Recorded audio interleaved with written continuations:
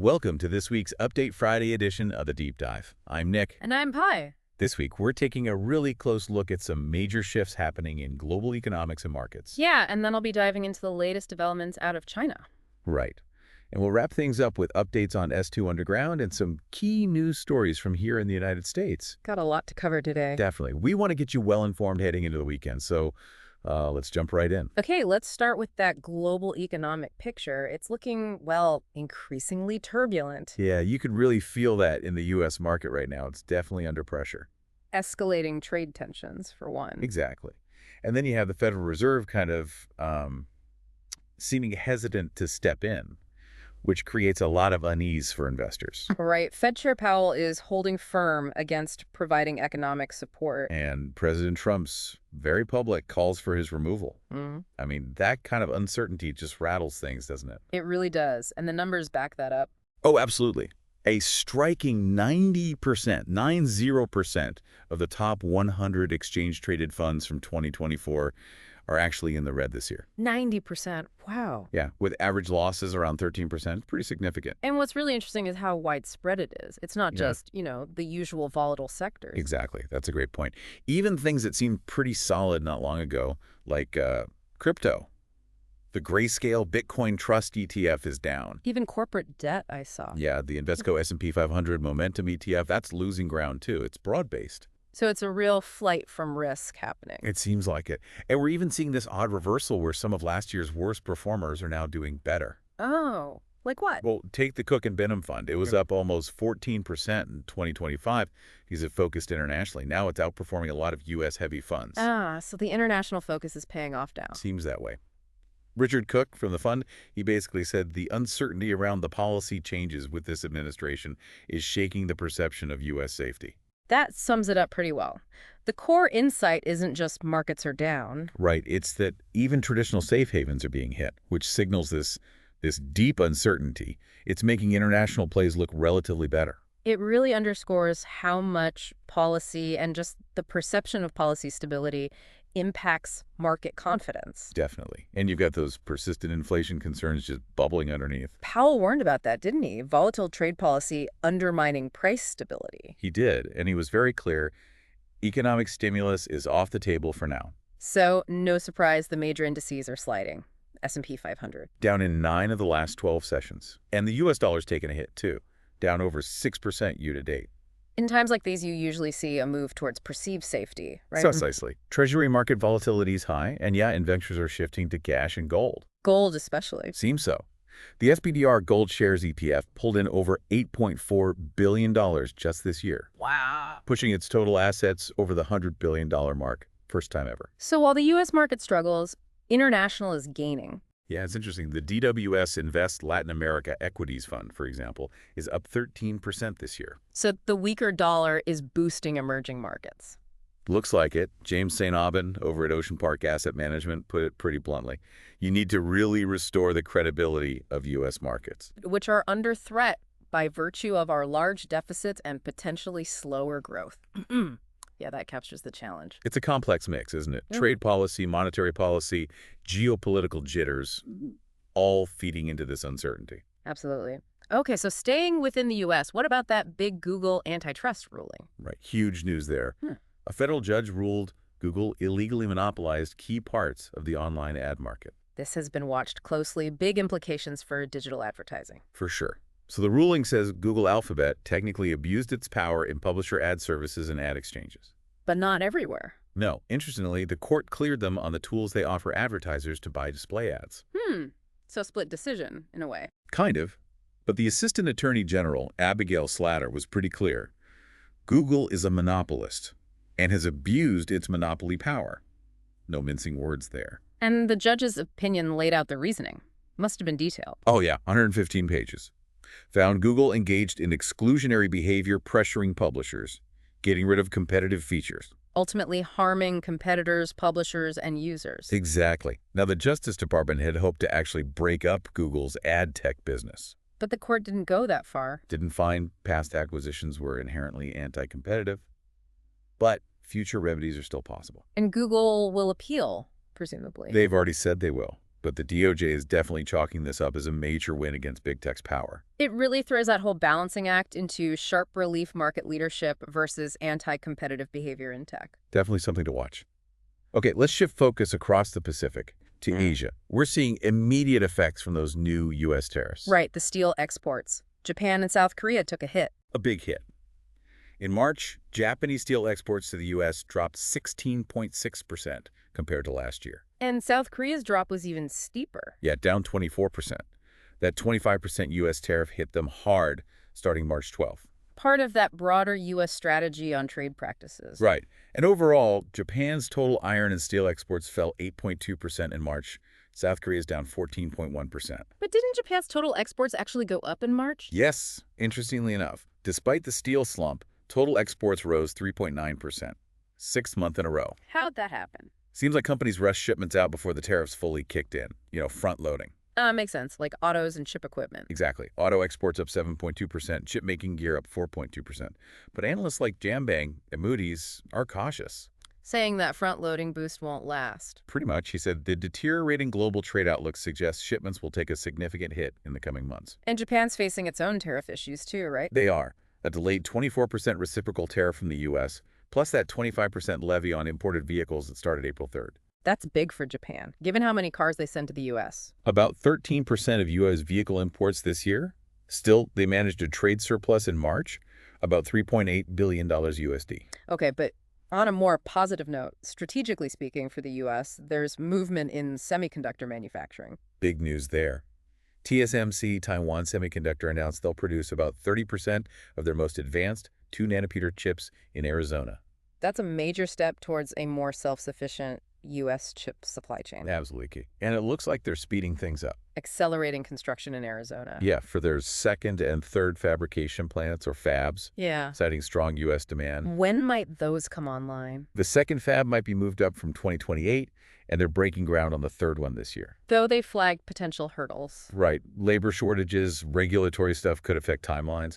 But interestingly, they said customer behavior hasn't changed despite the tariff talk. But they acknowledge the geopolitical risk. Oh, yeah. Their spending plan for 2025 is huge, $42 billion. And they're forecasting mid-20% revenue growth. Driven by AI chip demand. NVIDIA, AMD. Exactly. Those are key customers for the Arizona fabs. And their Q1 profits reflect the demand net profit surged 60% year-on-year. Wow, $10.9 billion. With revenue up over 40%. But here's a telling detail. China's share of their revenue dropped to just 7%. Reflecting those U.S. export controls. Clearly. So TSMC's move is really significant in this whole global tech competition and supply chain security picture. Absolutely. Okay, finally, let's touch on that complex EU-China trade relationship. Right. As the U.S.-China conflict heats up, China's definitely making overtures to the EU. Trying to offset the economic fallout by boosting ties with Europe. Seems like the strategy. But it's not exactly smooth sailing. No, there's still a lot of mistrust, major policy disagreements, despite the diplomatic efforts. China's sending trade delegations, pitching investment. Xi Jinping even told Spain's PM they should jointly resist unilateral bullying. A clear shot at U.S. trade policy. No doubt. We know the U.S. has those massive tariffs on China, 145% to 245%. Beijing retaliated up to 125%. And the EU faces U.S. tariffs, too, currently 10%, potentially doubling if talks fail. So the EU's caught in the middle, in a way. Officials like Ursula von der Leyen talk about needing stability and predictability. But realigning closer to Beijing faces big hurdles. Huge ones. Trade imbalances are a major concern. China exports way more to the EU than it imports. Raising fears about overcapacity, market dumping. Right. Plus restricted market access in China for EU firms and political friction, especially over China's stance on Ukraine.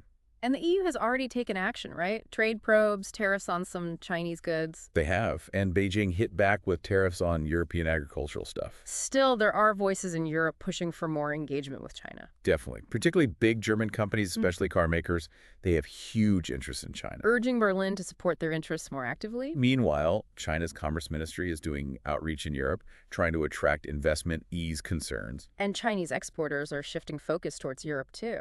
But European business sentiment seems pretty cautious overall. That EU Chamber of Commerce survey over a quarter pessimistic about growth in China. Nearly half concerned about profitability. Yeah, not exactly bullish. So analysts are saying Europe might eventually have to choose sides if these US-EU trade issues aren't resolved. Noah Barkin at Rhodium Group had that interesting quote. Even a bad deal with Beijing could be preferable to a two-front trade war. Oof, that puts it starkly. But the reality is both the EU and China need big export markets. And the U.S. market is still a bigger draw for both than they are for each other. Exactly. So they're talking, but that underlying lack of trust, that might be the biggest obstacle, more than tariffs even. Yeah, trust seems to be the core issue. Okay, that gives us a really good picture of the global economic scene right now. Now, Pai, let's dive into your China update. All right, so this week, it's really centered on that escalating U.S.-China trade conflict. The Trump administration is clearly intensifying efforts. How so? They're trying to use these global tariff negotiations specifically to isolate China from key international markets. Trying to cut them off. Essentially, yeah. Pressuring allies to limit Beijing's ability to bypass U.S. restrictions by going through third-party countries. Who's driving this strategy? Treasury Secretary Scott Bessent is reportedly a key architect. There was that meeting at Mar-a-Lago, April 6th. What happened there? Bessent apparently proposed offering tariff relief to allies, especially in Asia and Latin America, but in exchange for them adopting policies targeting China. A quid pro quo. Exactly. A source close to the White House told Bloomberg, basically, the theory is, get everyone but China to the table, incentivize them with lower tariffs, and U.S. companies will shift out of China. That's pretty aggressive play. It is, and they're even exploring secondary tariffs. Meaning? Tariffs on countries seen as facilitating trade with China. Vietnam, Cambodia, Malaysia were mentioned key supply chain links. How's China reacting? They see it as a serious threat. Xi Jinping just visited Vietnam, Cambodia, and Malaysia this week. We'll cover that trip in more detail tomorrow. Okay. And Mexico's already feeling pressure to hike tariffs on Chinese EVs. Meanwhile, talks with the EU haven't gone far. The U.S. isn't budging on those 20% tariffs, even the temporarily reduced 10%. Doesn't look like it. Bessent even slammed Spain for potentially getting closer to China, saying it'd be cutting your own throat. Wow.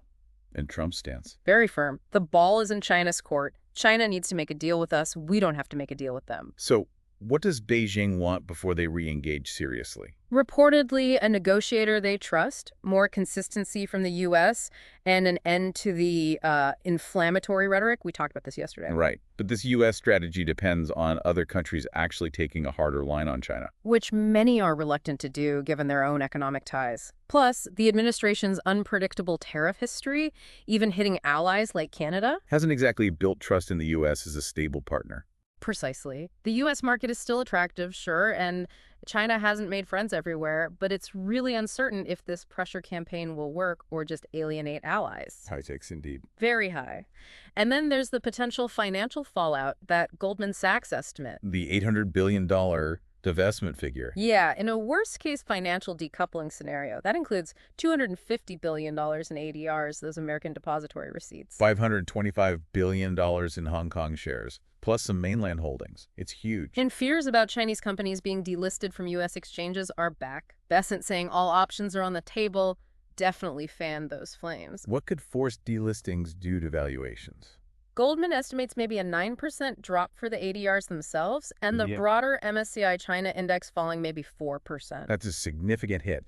And getting out of those positions wouldn't be quick, would it? No. Could take months, maybe 119 days for Hong Kong stocks, 97 for ADRs. Asia sales might be faster. Which funds are most exposed? The Crane Shares CSI China Internet ETF was mentioned. Lots of ADRs, lots of U.S. ownership. And index removals would trigger outflows, too. Yeah, Goldman and J.P. Morgan warned about passive outflows, maybe up to $11 billion, adding to volatility. The feeling is we've entered a kind of new Cold War. Sounds like it. And these tensions aren't just economic, are they? There are security aspects, too. Definitely. We're seeing a worrying escalation there as well. The U.S. just accused a Chinese satellite company, Chenghuang Satellite Technology, CGSTL. Accuse them of what? Of helping Iran-backed Houthi rebels, allegedly supplying intelligence used to target U.S. Navy ships and commercial vessels in the Red Sea. That's extremely serious. Is CGSTL linked to the Chinese military? It reportedly has links to the PLA, yes. And the Trump administration says they've raised concerns with Beijing repeatedly but haven't gotten anywhere. What did the State Department say publicly? A senior official told the FT it's yet another example of China's empty claims to support peace. And the spokesperson, Tammy Bruce, was even stronger. What did she say? CGSTL is directly supporting Iran-backed Houthi terrorist attacks. The U.S. will not tolerate support for the Houthis. Very direct. And Beijing's response? They expressed concern about Red Sea instability, but denied knowing about CGSTL's involvement. The embassy said they were not aware of the relevant situation. Has CGSTL faced scrutiny before? Yes, over alleged satellite imagery provided to Russia's Wagner Group. Experts say it's a key part of China's military-civil fusion strategy. Blurring the lines between commercial tech and military use. Exactly. James Malivanon called them deeply embedded in China's global surveillance network. And this scrutiny extends to finance, too. The pressure on banks over the CATL IPO. That's right. The House Select Committee on China is pushing J.P. Morgan and Bank of America to pull out of the Hong Kong IPO for CATL, the big battery maker. Citing PLA ties. Yes. Committee Chair John Molinar warned of significant regulatory, financial, and reputational risks linking CATL to potential military uses like PLA submarines and its place on a Pentagon watch list. And Xinjiang allegations, too. Yes, alleged links to human rights violations there, which CATL and Beijing deny. It all reflects this growing bipartisan concern in D.C. about the overlap between Chinese business and military goals. Okay, finally, let's talk about NVIDIA. The CEO's trip to Beijing. Yeah, Jensen Huang's high-stakes visit came right after the administration banned exports of their H20 AI chips to China without a license. Which they're unlikely to get. Exactly. The restriction came amid concerns about a Chinese AI firm, DeepSeek, and its links to China's military-industrial complex. Who did Huang meet with? Chinese Vice Premier Ding Xuexiang and also Liang Wenfeng, DeepSeek's founder. What were they discussing? Designing new chips? Reportedly, yeah. Designing next-gen chips for Chinese clients while trying to navigate both U.S. and Chinese regulations. Huang told CCTV China is a very important market for NVIDIA, hopes for continued cooperation. Sounds like NVIDIA's walking a tightrope. Absolutely. China's a huge chunk of their AI chip revenue. This visit shows how tangled tech companies are in these geopolitical tensions. The concerns about DeepSeek are specific. Yes. U.S. briefings warned DeepSeek has links to the PLA and sanctioned defense research institutions.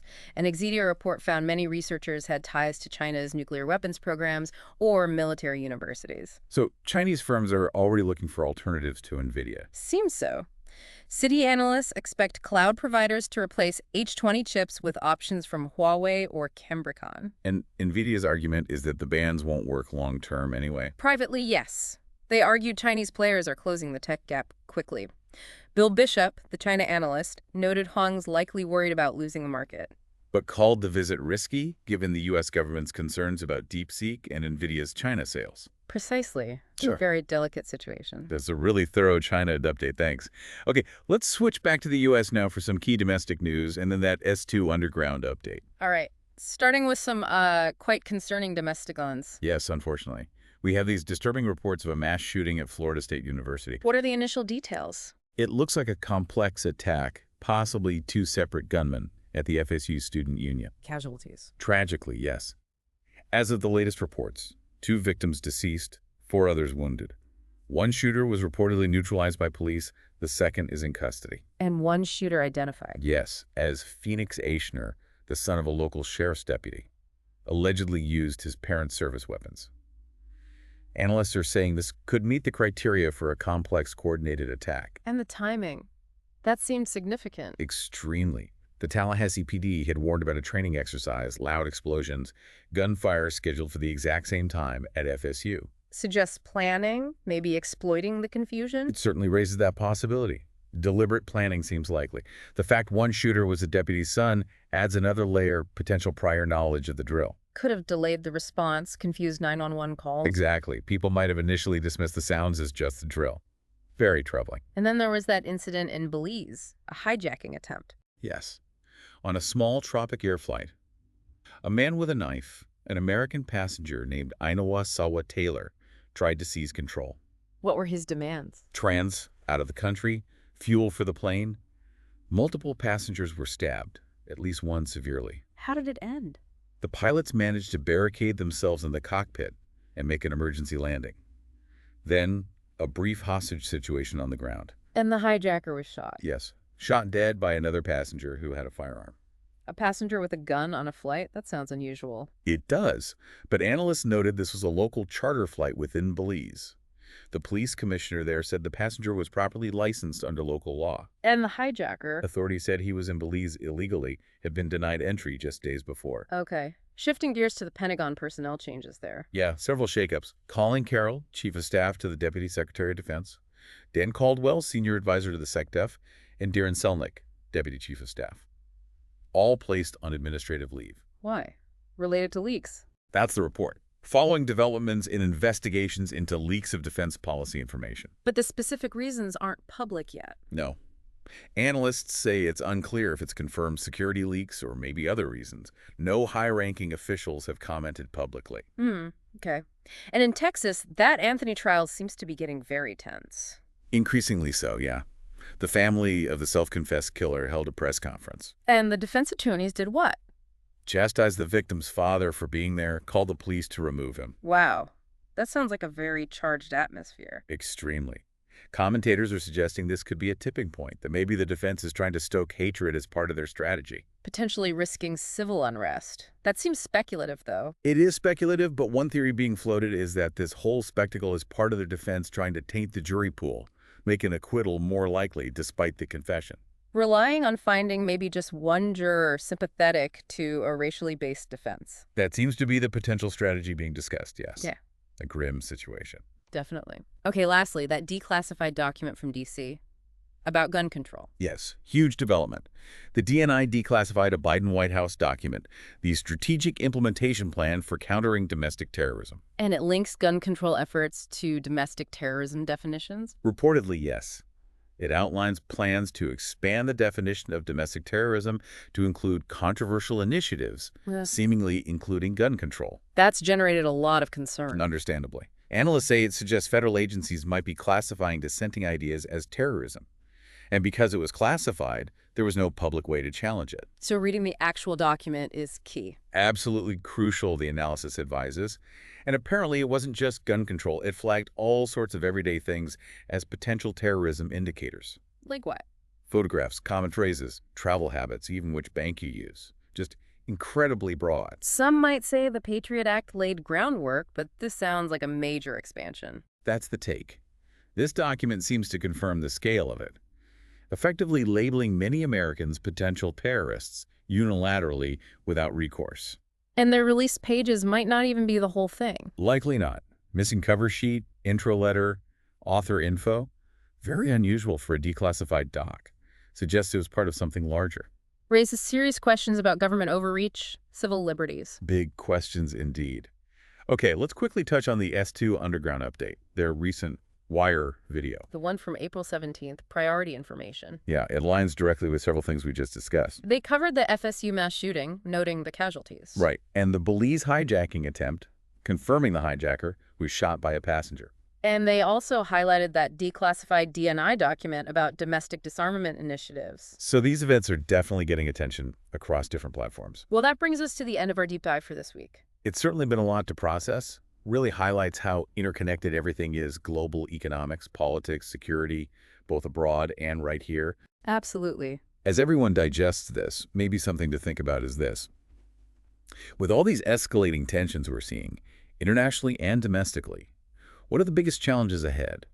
For us as individuals and for policymakers trying to navigate this incredibly complex world? That's a critical question. Definitely something to keep reflecting on as these situations evolve. If you found this analysis helpful for staying informed, please do like and subscribe. We appreciate your support. Thanks for joining us for this week's Update Friday.